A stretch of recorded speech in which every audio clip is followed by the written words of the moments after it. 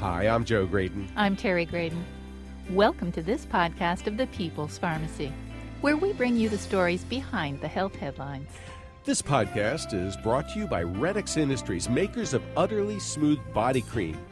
800-345-7339, on the web at uttercream.com.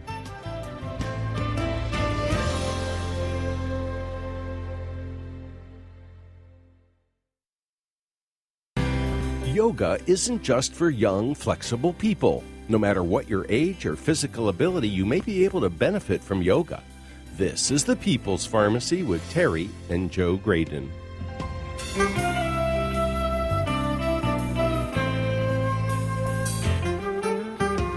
Matthew Sanford was injured in an automobile accident when he was 13 years old. He was told he'd never walk again. And he hasn't, but he is a nationally renowned yoga teacher with students of all ages and physical abilities. If you have arthritis or back pain, you may think that yoga is too challenging. Our other guest, Carol Krukoff, would like to change your mind. She's developed a professional training program to help yoga teachers make the practice safe for older adults. Coming up on the People's Pharmacy, find out how yoga can benefit everyone. First, this news. In the People's Pharmacy health headlines, a Canadian study found that up to a third of the adults that had been diagnosed with asthma did not actually have the disease. Researchers recruited 600 individuals over the age of 18 who were being treated for asthma. They were tested to determine their lung function and whether any wheezing or shortness of breath was due to asthma. The results were somewhat surprising. About 200 of the individuals tested did not have asthma, even though most of them were taking asthma medications. The researchers pointed out that many of the subjects had not previously undergone spirometry, an important step in diagnosing this chronic condition. As a result, some may have been misdiagnosed. Others may have outgrown their asthma. Children and adolescents frequently reach a point where previous asthma is no longer a problem, but this has been thought rare in adults. The investigators urge physicians to monitor patients' symptoms periodically to determine if they still need their asthma medications. Taking unnecessary medicine, whether for asthma or for anything else, could be harmful and should be avoided. According to a new study, pepper lovers live longer. Investigators from the University of Vermont examined data from the National Health and Nutrition Examination Study covering 16,000 American adults who were followed for more than 20 years. Those who reported eating hot peppers were 12% less likely to die during the study. Analysis showed that just over 8 people would need to eat hot peppers in order to delay one death. The researchers did have to adjust for the fact that pepper lovers tended to be Mexican-American and younger than others in the NHAIDS database. But this is not the first study to find a longevity benefit for people eating spicy food. A large study in China found a similar association in 2015. There are a few different hypotheses about how hot peppers offer benefit. People eating peppers seem to have lower cholesterol and blood pressure.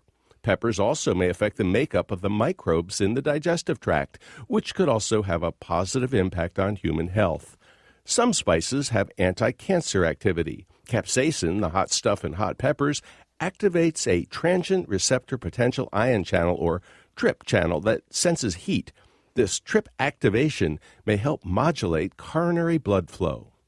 Antidepressants appear to increase the risk for hip fractures among older adults. A Finnish study of 50,000 people with Alzheimer's disease and 100,000 without dementia found a 2 to 3-fold higher risk for hip fracture during antidepressant use compared to non-use. This is not the first time antidepressants have been associated with a greater chance of falls and fractures. The authors warn that if older people must take antidepressant medications, they should be carefully monitored to prevent falls. A colicky baby that cries for more than 3 hours a day, at least 3 days a week, can be a real challenge for parents. The babies are difficult to console, and their crying is distressing.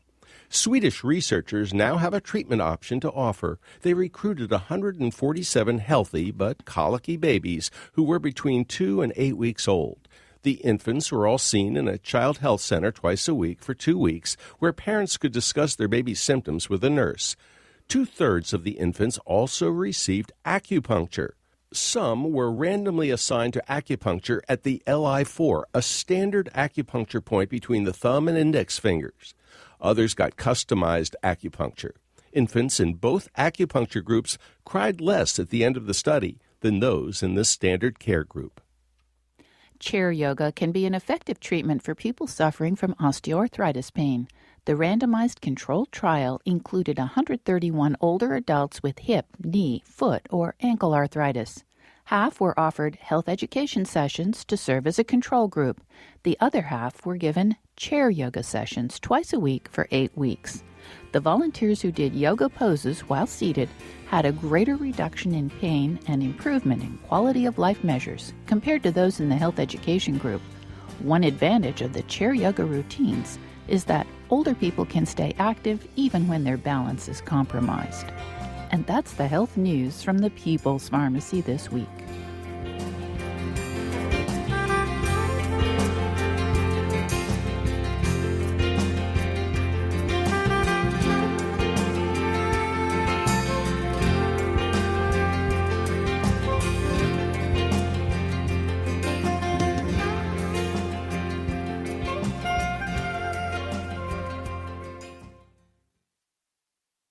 Welcome to the People's Pharmacy. I'm Terry Graydon. And I'm Joe Graydon. Have you ever tried yoga?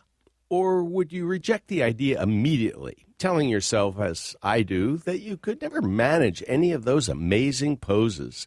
A new study in the Journal of the American Geriatric Society shows that chair yoga can help older adults with pain from osteoarthritis.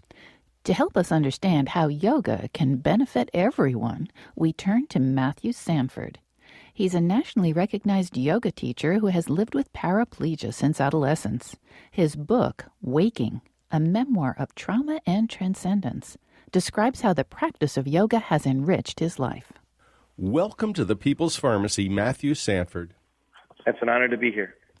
Matthew, you have a very interesting life story, and I'm hoping that you will start and tell us a bit about your experience when you were 13 and how that has affected the trajectory of your life. I was an average kid from Duluth, Minnesota, very athletic, 13-year-old boy in my family. All 5 of us got in a car on the Sunday after Thanksgiving, so soon, and that's in 1978, and we were driving home from Kansas City, Missouri to Duluth, Minnesota. And as we crossed over the Missouri-Iowa border, in Iowa, we hit preferential icing going over an overpass, and we tumbled down the embankment. My father and sister were killed instantly, and my mother and brother didn't sustain physical injuries, but I went through a shredder. I broke my neck at C1, my back at T4, 5, 6. I broke both my wrists. I filled the lung with fluid, and I sustained an injury to my pancreas that left me unable to eat for nearly 60 days. Back in 1978, they couldn't feed very well through intravenously or through an IV. So I went from 119 pounds to 79 pounds in less than 60 days. I was in a coma for 3.5 days. So it was a catastrophic accident. Oh, yeah. And it's one of those moments. I mean, it's a defining moment in my life for sure. But I was young enough. The great thing about being a kid is that you just want to live. Right. So it's not, and my life force was going towards living. And so, I'm a paraplegic. Everything healed for the most part. Medical science did an amazing job of keeping me alive and helping me live. The only part of my body that really didn't heal was my spinal cord. So at the T4, 5, 6 injury in my spine right about the chest level, that rendered me a paraplegic. So I'm completely paralyzed from the chest down and have been getting around in a wheelchair ever since. So 38 years just as of last weekend. It's an amazing story, Matthew, and I guess one of the things that comes to mind is the importance of healing stories throughout your book. And I'm just wondering, how did healing stories help you leave the life you knew as a 13-year-old athlete and then be able to not just accept but almost embrace the life of a paraplegic who today is, as we understand it, a highly energetic, happy yoga instructor? How did that happen? Yeah, well, the thing about, when you've had such a catastrophic injury, and, the thing about trauma is that it doesn't just happen to one person. It happens to a family and community. And in my book, Waking, a Memoir of Trauma and Transcendence, the notion of healing story is really important. I think this is true about everyone's life. One of the goals in my book was to make you be able to see your own story in my story. And that everyone's life has pivotal moments where you have to readjust who you are, what you are, and how you're going to be. So this is a moment that is in everybody's life. And the notion of healing stories was the recognition, when I started writing the book when I was 34, was a recognition that when I look back at my life, there are different ways I've had to think about and perceive my situation. Right out of the gate when I'm first injured, I remember opening my eyes from a coma and seeing just my mother and brother, and my mom had a gruesome bruise on her face, and my brother had this imploring look, this desperate look on his face. And in that moment, I thought, oh my gosh, my family needs me to live. I didn't really think about what my injury was or anything. I could just tell that my family was desperately in a desperate spot. And that was one of the first healing stories where I didn't think so much about what I was feeling, but knowing, being pulled by the love of my family. So there's a healing story, but then they keep evolving. Everyone's life has evolving healing stories. And you just have to recognize them. And one of the things that I did when I was first injured, which wasn't really that, it was really important when I did it, when I was I was in the hospital for 6 months in long recovery. And one of the things I told myself was that I needed to put the kid away in me. The 13-year-old the kid had to be put away, and I had to confront this next life as an adult. And that was a survival healing story. I needed to not be tragically sad about losing my athletic career and who I thought I was, which at 13 you don't have much, you're not fully formed as an adult. But that was also a story that was really essential. I actually used to tell people, years later that I'd had two lives. One of my lives ended at 13, and then my adult life as a paraplegic, my life as a non-walking person, and then as a walking person at 13 ended, and then as a non-walking person started at 13. That was an important story, except that story got me through some desperate times. But I missed the 13-year-old boy. I missed my innocence. I missed my love of my body. I missed a whole bunch of things. So the real important thing about healing stories is that although sometimes they're necessary in the present, they need to keep evolving over time. And this is a really important thing for someone to recognize about their life, is that what worked for you 10 or 15, 20 years ago or 5 years ago won't necessarily be the way that you need to be going forward. So what happened to me at 25 is that I really missed my body. When I was in graduate school studying philosophy and the mind-body problem, not a surprise, because I live a mind-body problem. If you think about my injury, if you tickle the bottoms of my feet, I don't feel it. And if I tickle the bottoms of your feet, you feel it. My mind has a harder time being present throughout my body. That's my injury. And I was missing my body, and I needed to let go of this idea that I couldn't have a relationship to my body or a love of my body the way a 13-year-old boy did. And so that's when I found yoga. I started to really wanting to reconnect to my body. I remember another quick example of a healing story is that I realized that it wasn't just that I was an athlete, is that I was an athlete because I had a gifted mind-body relationship. And that allowed me to be a really good yoga student. So again, finding continuity and having evolving stories in your life is part of what keeps us all healthy. Now, Matthew, there are a lot of people who experience tragedy in their lives. Mm-hmm. It may be a loss of a loved one. It may be a life-threatening illness. It may be paralysis. Right. And for some of those folks, it's like, why me? Yeah. And my life has been taken away from me. Mm. And instead of being able to heal, there is a sense of anger and fear and frustration of that person who used to be healthy and happy, now feeling somehow diminished. I'm sure you've met a lot of those folks over the course of your professional career. How do you help them?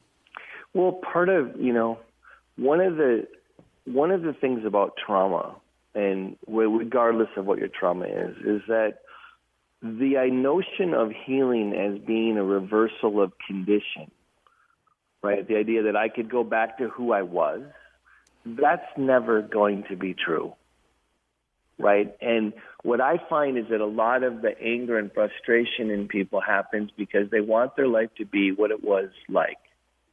And that there's no going home after trauma. And that's sad and hard. But it's also when you realize that in fact, people imagine I became a yoga teacher as a completely paralyzed person because I overcame my disability. Now, that is completely wrong. I studied the mind-body relationship and became a yoga teacher exactly because of the life I live. And so, because I live an altered mind-body relationship. And so part of what needs to be recognized when you're living with a hard, everyone's got hard things in their life, some harder than others, is to recognize that you only get one life. You can't overcome your own body. Your body is going to be the vehicle that was with you when you were born and when you die. And you can't overcome your body, and you can't overcome your own life. And so part of the switch and this is again recognizing the narrative of your own life, is recognizing that the loss that you've incurred the loss is not just a loss. It's a deepening of your consciousness. It allows you, people that have lost things, you typically have more compassion too, right? They either get bitter or they go the other way. So one of the things that is a fundamental story is to recognize that this is the only life you have. And yeah, you might have wished it was otherwise, but boy, there's so much to learn. There's so much to process. That loss is not just loss.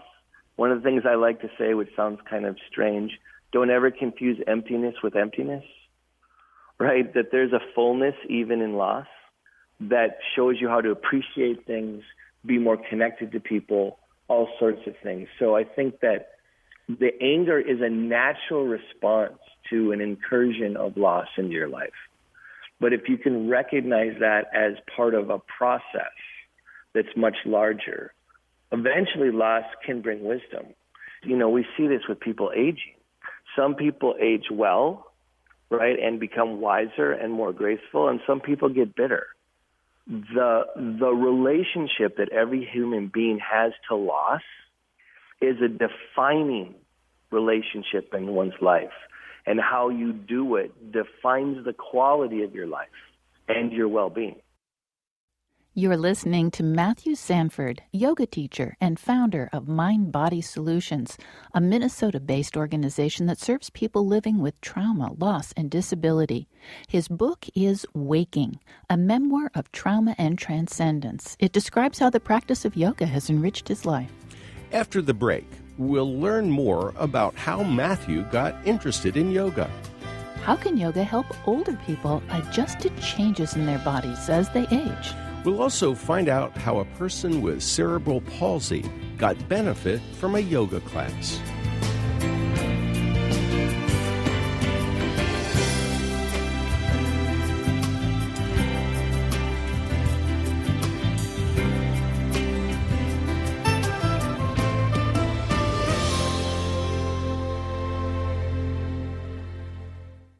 You're listening to The People's Pharmacy with Joe and Terry Graydon. If you like this podcast of The People's Pharmacy and want to continue the conversation, you can join us online at facebook.com/People's Pharmacy to share your thoughts or comments.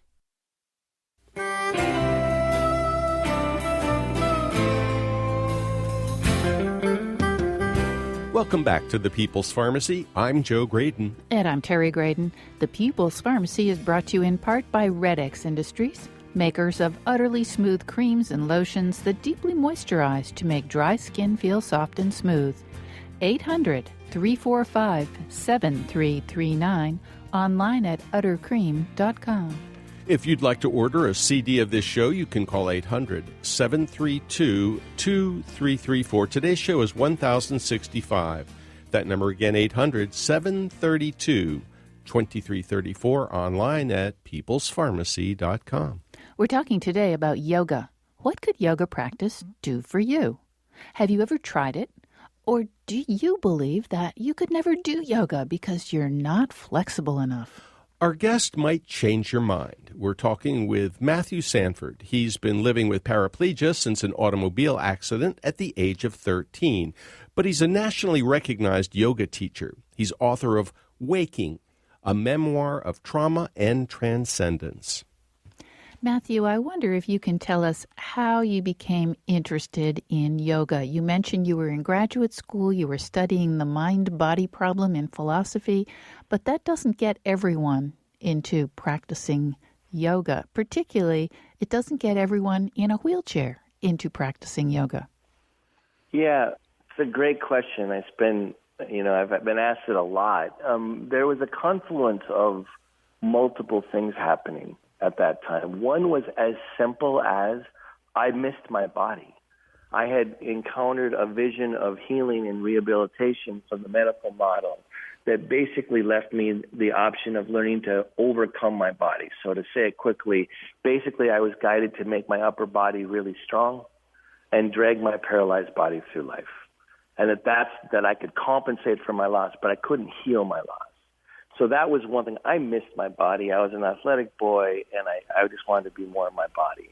There was also a simultaneous story where, although I was studying the mind-body problem and thinking very abstractly about it, I realized that in graduate school, one day I was stuck with the absurdity that although I've been arguing about minds and bodies, I really had no idea how they interacted or what it was to experience them really. So at the same time as I'm encountering this missing of my body, I'm also realizing that I want to experience the mind-body relationship as fully as I can, even though I live overtly with such obvious loss. And at the same time, because I wasn't being joyful in my own body, because I wasn't paying attention to how I was in my body, basically because I was told I couldn't be in my body below my point of injury, I was becoming more and more unhappy. It's hard to live just in your head.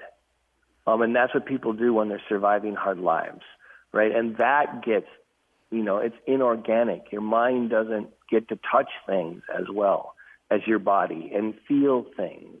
And so I started doing yoga because I wanted to reconnect my mind and my body, but also this profound need to heal or explore what healing meant other than trying to heal to walk again.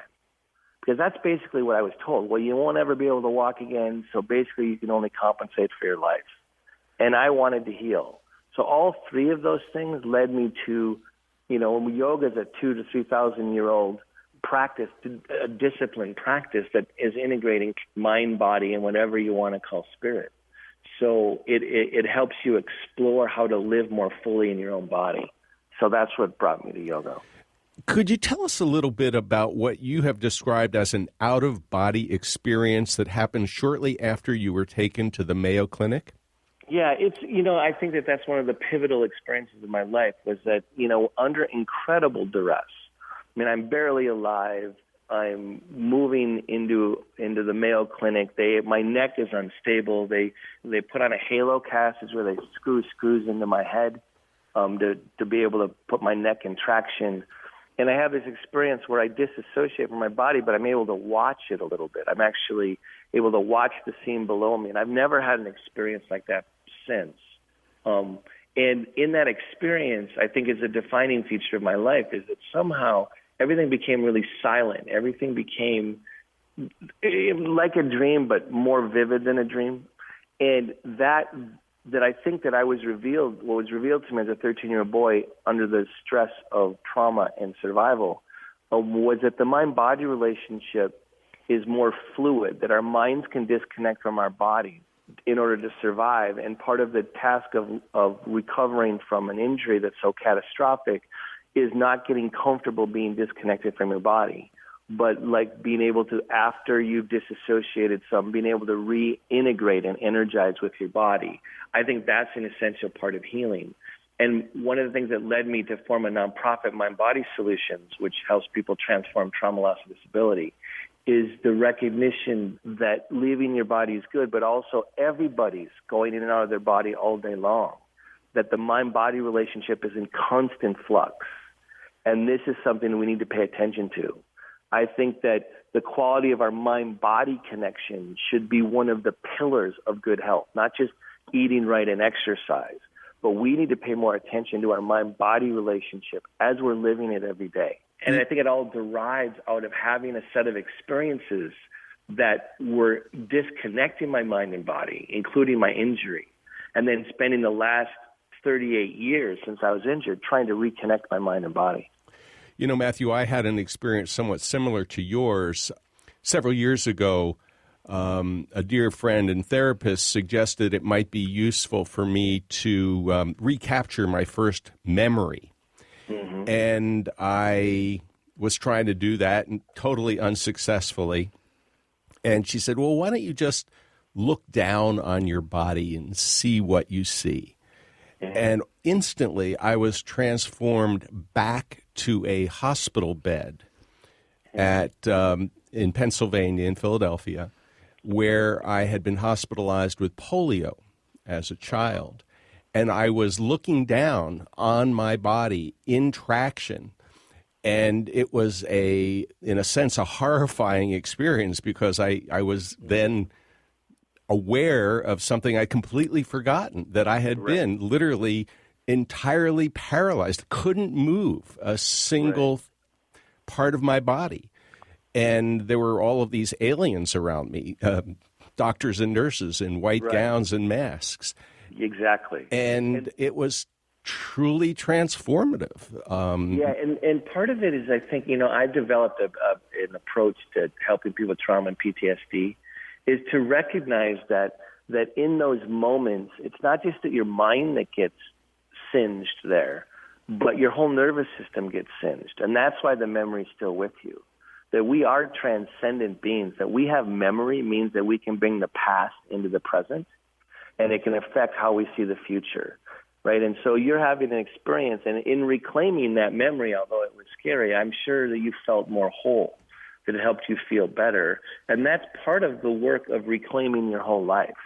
Like learning your own story is recognizing the moments that were maybe terrifying, not necessarily reliving them, but like knowing that you've survived something like that. Absolutely. And moving forward. And what's crazy about that is when you reclaim those parts of your life too, and not just like try to fix them, there's nothing you can do to help at this point that young boy with polio, right? It's not that you can solve something there, but when you bring it towards you as part of the whole arc of your life starts to make more sense. You actually start to feel, there are things you can't go back and heal, but you start to feel more whole, like you have continuity, and that helps you in the present. And so I think that one of the things that yoga does, and getting back to yoga some, is in the integration of your mind and your body, a lot of things start happening, not every day, but you start to feel your whole lives. You start to feel moments where your feelings got extremely hurt, or you were shamed one time about your body and why you don't feel about it good now. Because everyone's got a story and a narrative building. It's like your life is like a river gaining current. And so one of the amazing things, of course, yoga makes you physically stronger and have more balance and more flexibility. There are definitely tangible things. But it also brings out your whole life to you, and where you don't have to wear, like the young boy that you look down at, he survived that time and is powerful and good, and you can still have that with you as part of your life. And that remarkably, on some level, helps you be more present in the present and more powerful in your future.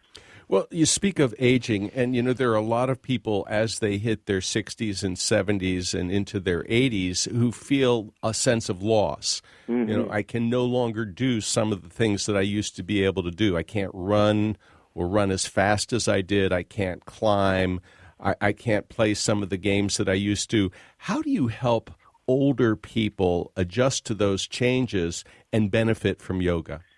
Well, yeah, first of all, yoga can go to anybody, meaning that yoga is not about putting your leg behind your head. Yoga is about increasing the quality and consciousness while you're moving. right? So that can happen even when the motion or the movement is very small. So the idea and the fact that I can be a yoga teacher and teach very advanced yoga practitioners too that don't live with disability, the fact that I can teach anybody tells you something about yoga, that the principles of yoga don't discriminate. Yoga poses do. So I'm never going to be able to go upside down on my head, right? And that's okay. But that doesn't mean that the principles of yoga are lost to me. So that's important for someone that's older to recognize, is that the core at the heart of yoga is available to everybody. When you get connected to all the things you're losing, part of the other thing, there's some incredible gains that come from aging. I mean, I'm 51, but boy, oh boy, I don't care what people think of me as much, right? As opposed to when I was 25.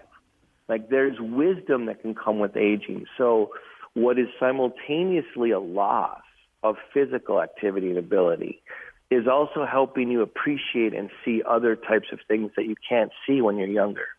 So I do think that recognizing that although you're not being as physically vibrant and being able to do as much, that you are being able to see life differently. In India, they say that true spiritual life can't really begin until you're 60, which I think is really interesting. That's good news for me. I mean, I'm 51. It's only going to get better, right? So that's good news. But I think that recognizing the increasing silence that we're all going to have within our bodies as they age. I mean, what I mean is something different than pain. I mean, our bodies get more painful as we age too. But there's another quality of sensation occurring. This is a tremendous opportunity to be in love with the world. Matthew, I think a lot of our listeners are having a hard time imagining how someone in a wheelchair, such as yourself, unable to walk, can be a yoga instructor. So, I mean, what would we see if we were to watch you on the mat helping people learn how to master the techniques that you've been working on now for many years? If you were to watch me practice yoga, that would be different than me teaching a group of people that can walk around. So practicing yoga, what you would see poses. You would see me for sure. Like, I think, for example, getting your chest open, like laying over a bolster and getting your chest open, is so essential to a good quality of life. I think that it should be, like, passive chest opening should be recognized as important as eating broccoli, in my opinion, right? As important of exercises is getting your chest open and supported. You would see me moving around. You'd see me twisting. You'd see me back bending. You'd see me doing some things, but doing them very slowly, very consciously, breathing. You would see movement, but very integrated conscious movement. You would see different positions. That's the heart of yoga. It doesn't mean you have to take your leg behind your head.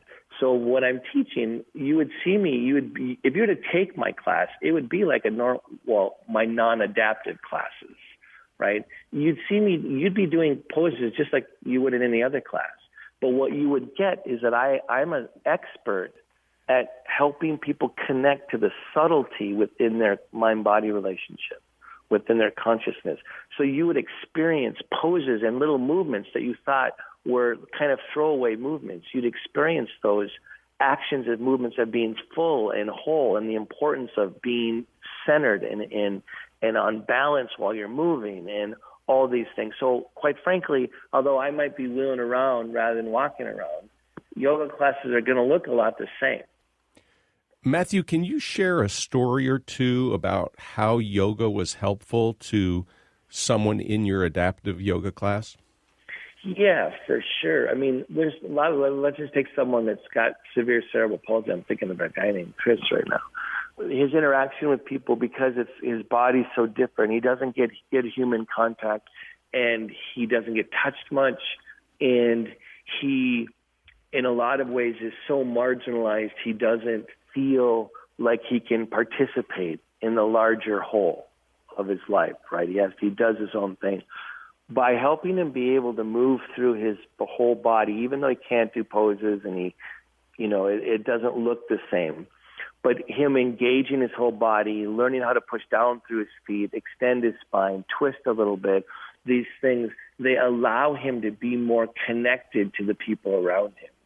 And one of the things that he said to me that absolutely broke my heart and made me hopeful, simultaneously was, I remember he said one time, he comes to my class because it's the only place ever, he's in his 40s, but it's the only place ever he's felt truly human. So for him, it's not just the physical things he's getting, and he's getting better at being able to help himself get dressed and to feed his food. Another student could never hold a glass without shaking. He had CP, so he could never, he was always spilling. And he now, because he knows how to, when he goes to reach for something, he knows how to ground his feet and sit more equally on his sitting bones. Now he can drink water and get things out of his fridge. So those are the little things that happen that are not little things. Think about being someone that can't get there. He likes to drink mango juice. This is another student, Zach, right? That he likes to drink mango juice, but mango juice is really expensive, so he never would get it himself because he'd always spill it, right? And so he can now drink his own glass of mango juice, right? Which seems like a little thing, right? We've got other students that were like a spinal cord injury student that went through physical therapy 4 years after his injuries, a quadriplegic, could never transfer on his own because he was always trying to move his upper body, what little strength he still had in his upper body, and trying to drag his whole paralyzed body over onto transferring onto the couch, right? We helped him realize that he can push down through his feet and lift up from his tailbone up through his chest without being able to physically do it all the way. In a way, now he can transfer on his own. He's completely independent in that regard. So there are real tangible things that happen for the quality of people's lives. And there's a sense of wholeness that happens too. When you truly accept the body you have, when you truly live in the body you have, wonderful things happen to your health. And it happens on all levels, not just are they physically stronger. Matthew Sanford, thank you so much for talking with us on the People's Pharmacy today. It's an honor. You've been listening to Matthew Sanford. He's a yoga teacher and founder of Mind Body Solutions, a Minnesota-based organization that serves people living with trauma, loss, and disability. He's author of Waking, a memoir of trauma and transcendence. His websites are MatthewSanford.com and MindBodySolutions.org. You'll find a link to them from our website, PeoplesPharmacy.com. We need to take a short break. When we come back, we'll talk with yoga teacher and author Carol Krukoff about yoga for older adults. How does she teach gentle yoga? What are the options for people with serious arthritis pain? Learn about the benefits and risks of yoga for elders. We'll hear how an older person who had been practicing yoga was able to get up after a fall.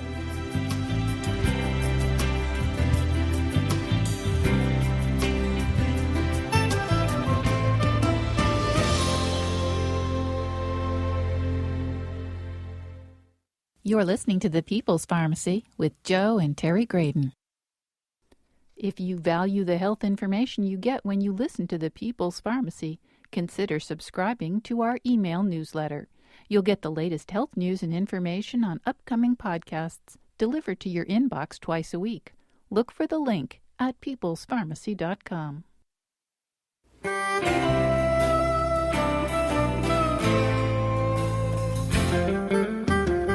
Welcome back to The People's Pharmacy. I'm Terry Graydon. And I'm Joe Graydon. The People's Pharmacy is brought to you in part by Red X Industries, makers of utterly smooth foot cream with shea butter, helping dry, cracked feet feel utterly soft and smooth.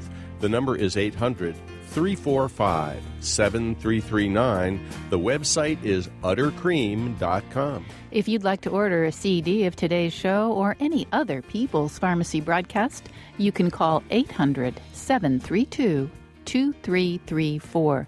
Today's show is number 1065. The number again, 800-732-2334, or find it online at peoplespharmacy.com.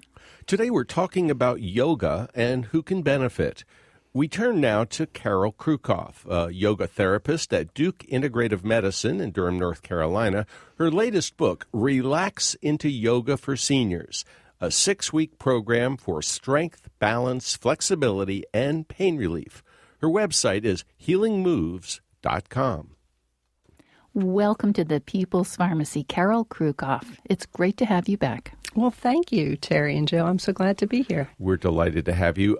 We're talking about yoga, and I think a lot of people have an image of sort of the typical person who does yoga with passion. And I can see you smiling, so you must be imagining this image as well. Some young, lithe woman in tight-fitting clothes, right? You know, one of the single most common questions I get from people is, gee, I'd really like to do yoga, but...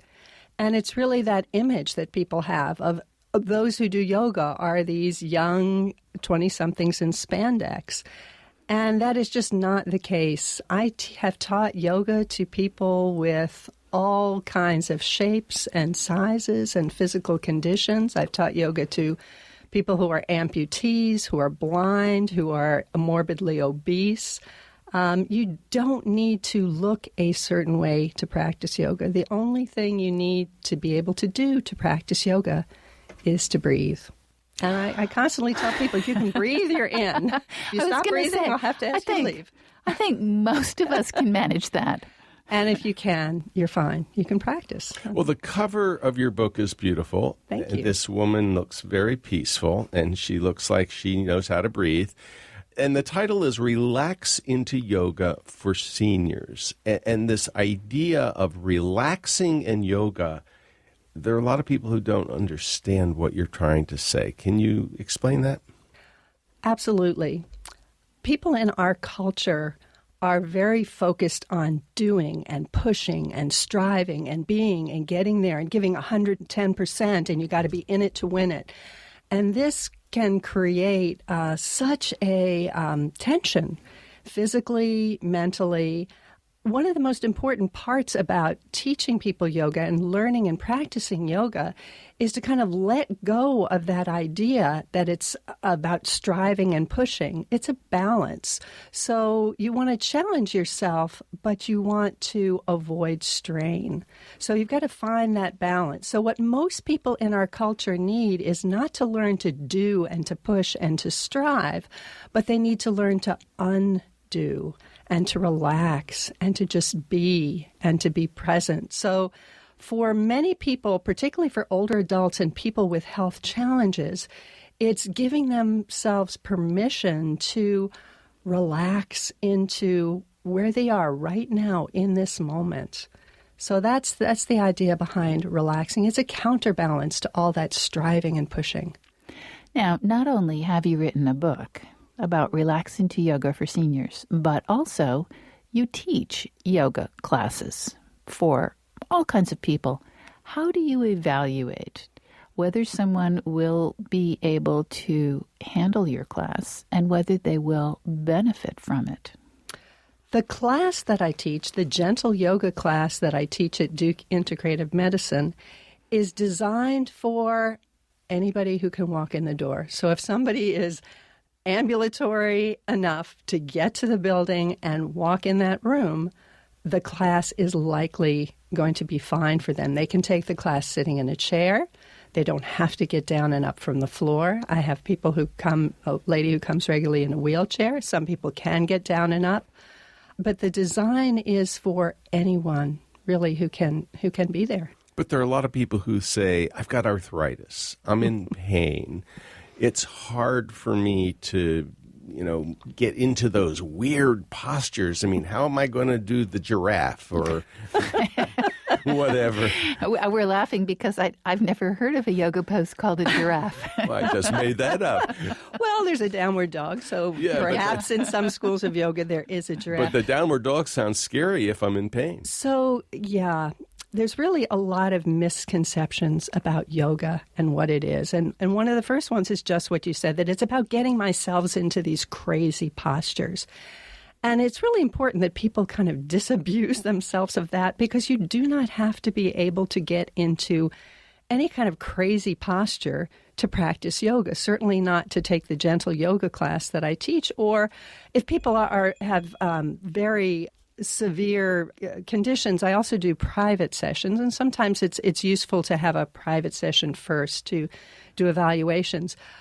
But even just now, like right now in this moment, I would invite you both to just freeze. And I'd like you and the listeners out there too, just freeze and just notice. Notice your posture of your body. It's not necessarily a yoga posture, but it's your body. How are you sitting? What are you sitting on? Yes, we're sitting on chairs here in the studio, but what part of your anatomy? Are you sitting on your sit bones or are you sitting on your sacrum? What shape is your spine? Where is your head in relationship to your shoulders? Is it forward? Many of us in our daily lives are walking around like question marks. We carry our head in front of our shoulders. This can create chronic pain. So what we can do in yoga is we can learn how to create good alignment in the postures of our daily life in the way we're already sitting. So in my class, we'll sit in a chair and we'll learn good seated posture, and we'll learn how to extend up from the crown of the head, and we'll learn how to align the head so it's over the shoulders are over the hips, lifting in the chest. So it's the postures that we have. If we're human and we're on the planet, we're walking around and using our body. And in yoga, we can learn to use our bodies with good body mechanics. And this is the kinds of things that I teach in a gentle yoga practice for those who are interested and able to get down and up from the floor, which is an important life skill that many people use because they stop getting down on the floor. And then they have grandchildren, and they want to be able to get down on the floor safely with their grandchildren. Well, learning the good body mechanics that will make that possible without pain. So learning to turn your feet towards something that you want to move to rather than twisting your body, learning to keep your spine long and bend your knees when you bow forward. These are all life skills, and this is what we're learning in yoga. And having this awareness, many of us live from the neck up. We don't even notice what's going on in our bodies until we're in severe pain. And yoga is about becoming aware and learning to be present in our bodies. Carol, what are the benefits, both physically, emotionally, and perhaps even for some people spiritually, when it comes to yoga, especially for people who have maybe had some health problems, whether it's heart disease, a heart attack, a stroke, or some other pretty serious condition? Well, there are many, many benefits to yoga. It's long been recognized as a path to inner peace and also as a way to maintain strength and flexibility. The literature in the therapeutic benefits of yoga is really in its infancy, but there's some very good studies to suggest that yoga is very effective for people with chronic low back pain, for people with heart disease, so lowering the blood pressure, relieving rapid heart rate. There is a growing body of literature that's looking at yoga for a variety of conditions. So if you go to clinicaltrials.gov and you search yoga, which I've been doing over 10 years, and now there are hundreds of trials out there looking at things like yoga for Parkinson's disease, yoga for heart failure, because when people think of yoga or say yoga in the West, there usually comes to mind postures. And postures are only one of the tools in the yoga toolkit. Yoga also involves breathing, which can be a very powerful way to influence pain. I mean, think about the first time that breathing was ever used in a Western medical setting in a hospital. Lamaze breathing for childbirth, very well recognized as a way to deal with pain. Meditation is a huge part of the yoga practice, and there's a growing body of literature looking at how meditation can affect the brain, the physiology. And so the toolkit of yoga, there are really four main tools. There's the postures, the breathing, the meditation, and the part of yoga that I don't think many people in the West understand, I don't think is appreciated enough, are guiding principles. So there are principles like contentment, like gratitude, which can help counter really toxic emotions. In our culture, anger and hostility have been shown to be very, very damaging to the cardiovascular system as well as others. So yoga helps us rethink our habits, not only our habits of body, like how am I sitting in a chair? And maybe that's why my neck hurts so much, because I'm always sitting with a rounded spine. But it also helps us examine our thoughts and our actions, our reactions. I remember when I first started teaching yoga, somebody cut me off in traffic. And at that time, I was I guess I was in my early 40s when I first started teaching yoga, and I, had been this tough journalist, and I had second-degree black belt in karate, and my instinct when somebody cut me off in traffic was to kind of throw my hand out the window with this little gesture that you can imagine. And I caught myself doing that, and I just stopped and I froze, and I thought, whoa, maybe that's one of my yoga students. I mean, I've got to walk the walk as well as talk the talk. So I thought, okay, what would my yoga teachers do? Well, so maybe that person who cut me off in traffic has a sick child in the hospital and they're going to see. So I just stopped and I tried to show compassion for that person. And that's just one little piece of how the yoga practice can change the way we are in the world. So, and this can have a profound impact on our health. Carol, something that we always like to ask about any intervention that might be used to benefit people's health is also, are there risks, and what are they? There are absolutely risks to the practice of yoga. In 2012, the New York Times magazine had a How Yoga Can Wreck Your Body cover, which alarmed a lot of people in the yoga community. But my colleague Kimberly and I were actually quite happy that this came up, because there had been this feeling that just because it's yoga, you can't get hurt. And that is so not true. That is why we created the Yoga for Seniors teacher training, because you can get hurt doing yoga. And for older adults in particular, some of the conditions that are very, very common among older adults can be silent diseases like osteoporosis. And there are certain postures that are done very commonly in yoga classes, like forward bends with straight legs, which can put people at risk of fracture. So it's very, very important if people, older adults and people with health challenges are going to practice yoga, that they work with a teacher who is experienced in working with this population, who has training, who understands what some of the risky postures can be and how to modify them. Other techniques like breath holding, which can be done in some yoga practices, may be inadvisable if people have heart issues.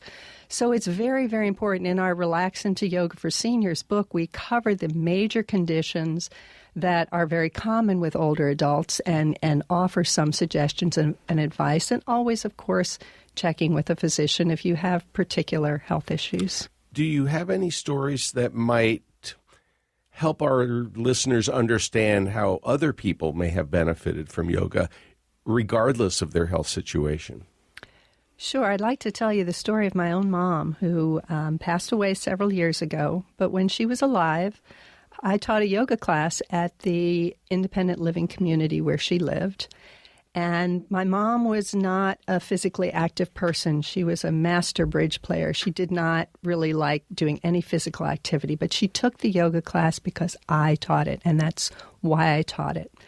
And she came to really love the yoga class. When she first came into the class, there was the option to sit in a chair or get down on the floor. And my mom said, I'm going to sit in the chair. I can't get down on the floor. I'm in my 80s. I said, that's great, Mom. You sit in the chair. That's perfect. And then in waltzed somebody else who was even older than Mom, who immediately plopped down on the floor. And my mom's eyes got real big. And she took the class in the chair for probably the first several weeks. It was a weekly class. And then she decided, well, the last posture that we do in a yoga class is called Shavasana. It's everybody's favorite posture. It's where you lie still and you do nothing. Shavasana translates to the corpse pose. And you can do it sitting in the chair, and that's fine. But she decided for Shavasana, she wanted to learn how to get down and up from the floor. And I said, great, Mom, I'd be glad to show you. So over the course of time, we worked on how to get down and up from the floor. Now, she was in her 80s. She hadn't been on the floor in a long time, but she wanted to get down on the floor for Shavasana, and she got herself back up using a chair, good body mechanics. At one point, she was visiting her brother in Florida, and she borrowed his car to do something. She told me this story. She was getting out of the car, and she fell.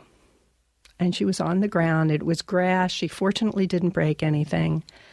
but there's nobody around, and she was terrified, and she was on the ground. And she said, and I said to myself, Ellie, what would Carol do? She would say, Mom, just breathe, find your breath. Now you get up from yoga class, remember how you do it. So she rolled to her side, she got on her hands and knees, she crawled over to a support, I think it was the edge of the car, and she got herself up from off the ground, and she brushed herself off, and she went on her way. So these life skills, getting down and up from the floor, can be huge. Carol Krukoff, thank you so much for talking with us on the People's Pharmacy today. Well, thanks for inviting me to be here. You've been listening to Carol Krukoff, co-director of the Integrative Yoga for Seniors professional trainings that help yoga teachers make the practice safe for older adults. She's co-author of Relax into Yoga for Seniors, a 6-week program for strength, balance, flexibility, and pain relief. Carol's previous books include Healing Moves and Yoga Sparks, 108 easy practices for stress relief in a minute or less. Earlier in the show, we spoke with Matthew Sanford, a yoga teacher and author of Waking, a memoir of trauma and transcendence. You'll find links to both our guests' websites at peoplespharmacy.com. Lynn Siegel produced today's show. Al Wodarski is the engineer. Dave Graydon edits our interviews. The People's Pharmacy is produced at the studios of North Carolina Public Radio, WUNC.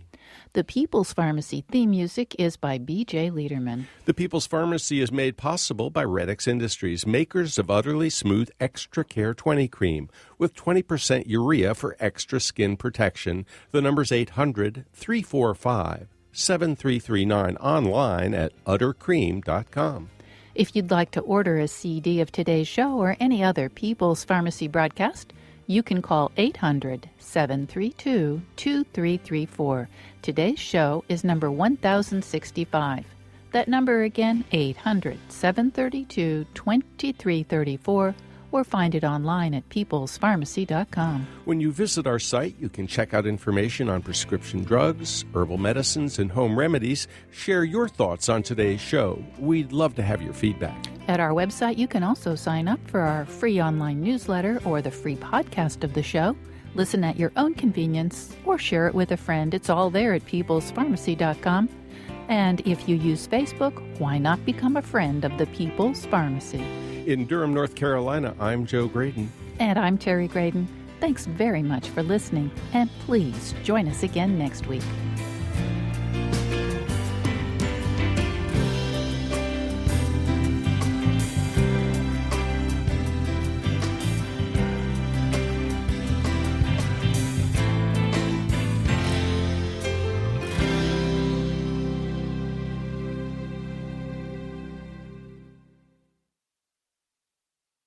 We hope you enjoyed this podcast. If so, please consider taking a minute to write a review on iTunes. And thanks for listening to The People's Pharmacy. When an online shopper places an order, how that package arrives matters. I'm Al Coe, the CEO of ShipStation. Our promise is to make that process as easy as possible for you.